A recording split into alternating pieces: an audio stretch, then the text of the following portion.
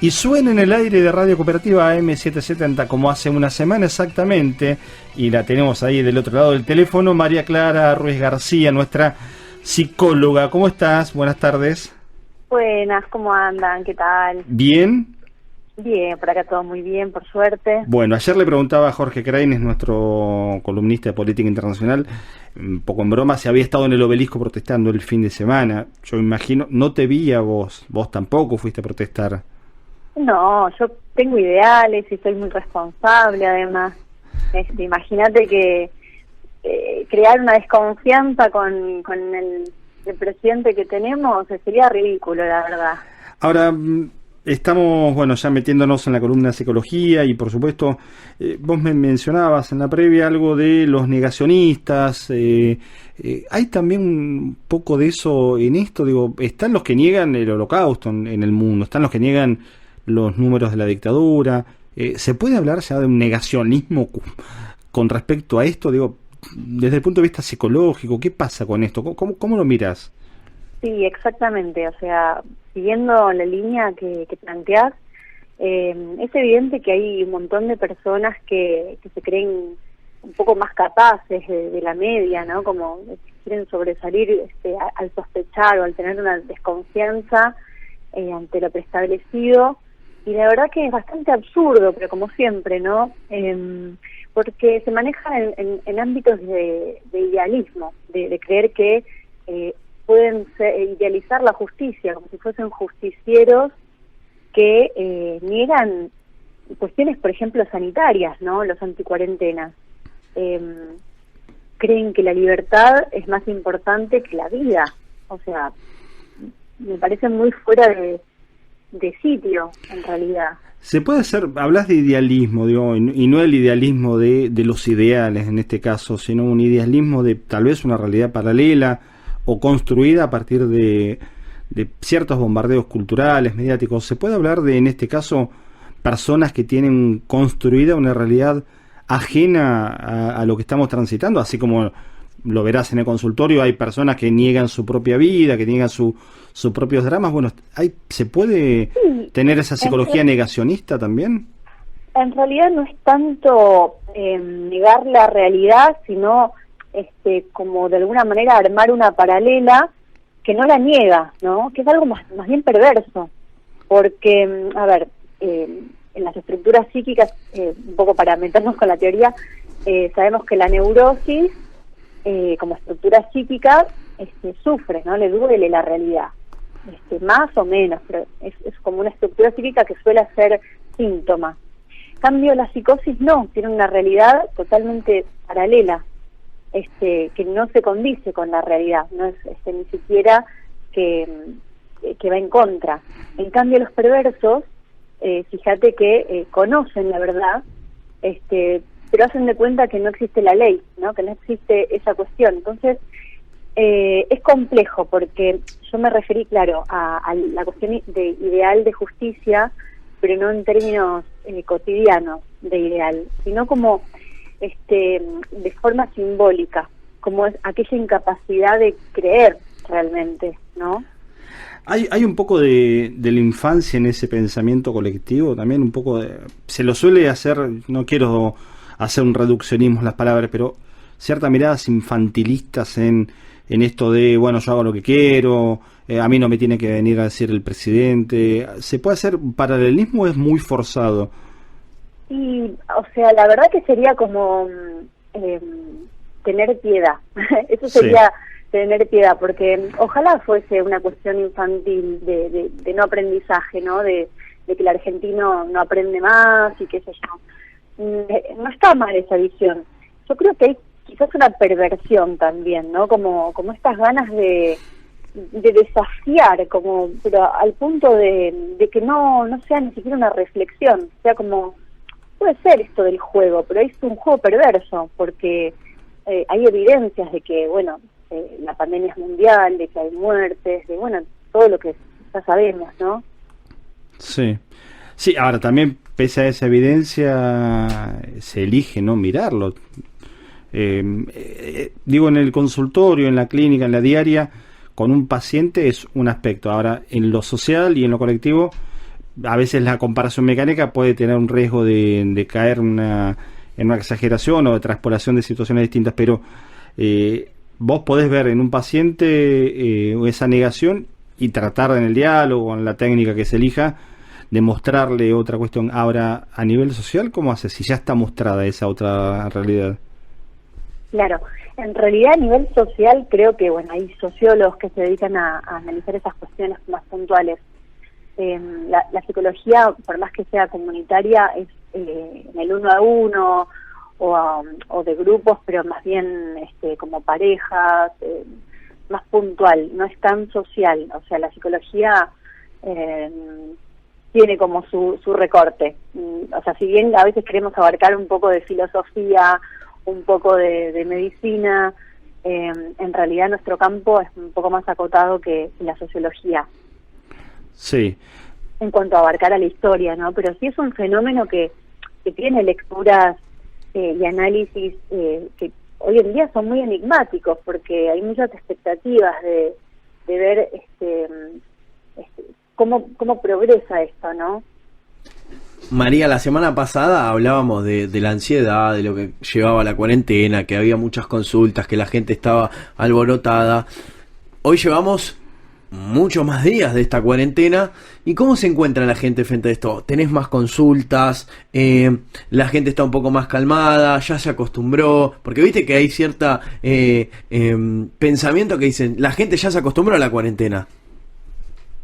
Sí, en realidad es un poco variado, viste que cada persona transita por sus propios procesos y si bien es verdad que hay personas que recién ahora están cuestionando algunas cuestiones postergadas,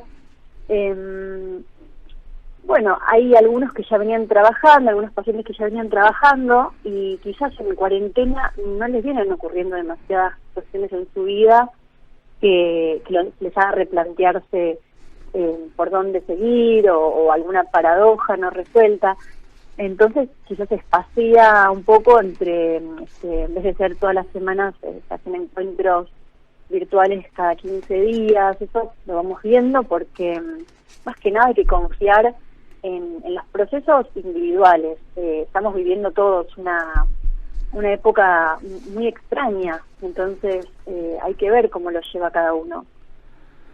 La semana pasada decías también, así como Gastón citaba, algo de lo tuyo y lo tenemos anotado porque estaba bueno, esto de reafirmarse en el deseo y en todo caso saber que hay cuestiones que se postergan pero que no desaparecen. Y también tenemos a mano un artículo tuyo que estuvimos leyendo antes de empezar el programa, inclusive reflexiones psicoanalíticas respecto a la pandemia para acompañarnos mejor. Bueno, ahí hablas algo de Freud, decís habrá que ir averiguando en dirección al deseo para encontrar la felicidad, ya que ninguna regla vale para todos. De hecho, sabemos que es un proceso que lleva tiempo, pero ese ir recorriendo el camino de la averiguación devuelve la responsabilidad del propio bienestar a la persona. ¿Cómo trasladamos esto al contexto social? Es decir, cuando desde lo que nos citabas al principio hay personas que tienen una realidad paralela o que imaginan algo distinto, que también tienen y creen tener sus propias reglas. ¿Cuánto de esa compasión, de esa escucha y de ese respeto tenemos que tener frente a eso y no enojarnos solamente? Y es cierto que por ahí tenemos demasiado tiempo para reflexionar en lo postergado, ¿no? Como un poco decía al principio. Pero de alguna manera esto de tener responsabilidad sobre el propio bienestar, yo un poco me doy cuenta que quizás subestimo, ¿no? Esto lo dije muy al pasar, lo de reafirmarse en el deseo, lo sostengo, de hecho es así, pero también habíamos hablado de, bueno, que si no es en el 2020, será en el 2021, y no obstante eso, igual requiere cierta cuota de angustia o malestar en cuanto a que eso que uno realmente venía llevando con esfuerzo, ¿no? De expectativas para actualizar un montón de cuestiones personales y de pronto el mundo queda detenido, ¿no? Porque hay obstáculos.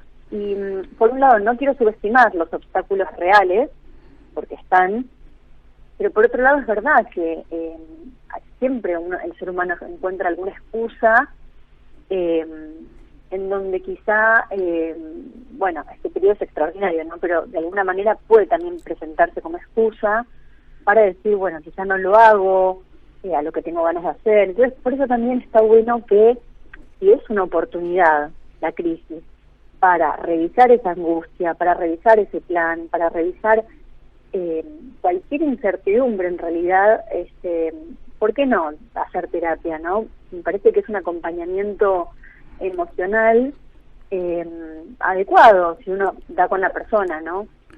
Sí, sí. Bueno, nosotros en el programa ya hemos hecho algunas notas, por ejemplo, con el tema de la perspectiva de género, y ha salido bastante esta cuestión de lo que ocurre dramáticamente en muchos hogares con situaciones de violencia, lo que muestra uno de los costados de esta pandemia, el encontrarse con estas situaciones a diario y no tener escapatoria. Ahora también aquellas personas que por supuesto no pasan esto, también se encuentran a diario consigo mismas y tienen la posibilidad y el tiempo, como decías vos, de ver qué les está pasando, y esta tal vez sea esa oportunidad, ¿no? Uh-huh. Sí, de alguna manera, a ver, es lamentable la situación, esta cuestión de la violencia de género que vos mencionás, pero fíjate que hoy en día, como no me especializo en esta materia, en esta cuestión, desconozco cómo seguirán funcionando los dispositivos. Claro.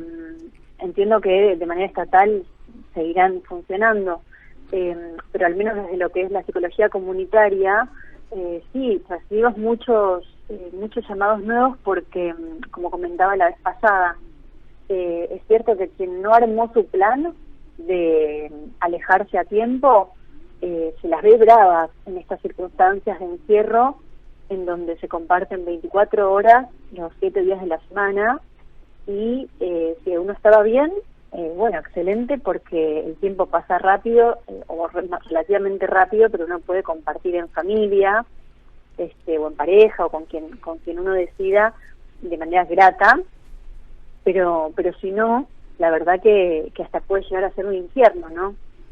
María, obviamente con el auge de esta cuarentena, a veces uno no tiene nada para hacer, y surgen los malos pensamientos, las angustias. ¿Cómo hace la gente para afrontar eso? ¿Alguna manera, algún consejo que vos puedas dar? Porque es algo que viene pasando y mucho a lo largo de esta cuarentena. Uh-huh. Sí, en realidad creo que yo, también trato de correrme de ese lugar de dar consejos, ¿no? Pero la vez pasada me pasó lo mismo, que me hicieron una pregunta así, y trato de buscar como ciertas cuestiones que no sean recetas de cocina, pero sí algo así como poner atención a la creatividad, ¿no?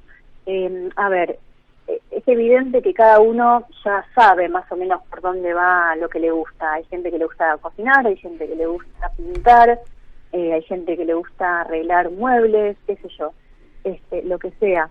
Pero no solamente es el hacer y hacer compulsivo, porque si no, casi que somos autómatas. Hay cierto momento en el que uno también se va a aburrir, ¿no? Seguramente, ¿y por qué no? Claro, tampoco llenar el tiempo, perdón la interrupción, llenar el tiempo con actividad a cada rato, ¿no? Digamos, ese espacio del aburrimiento también es necesario.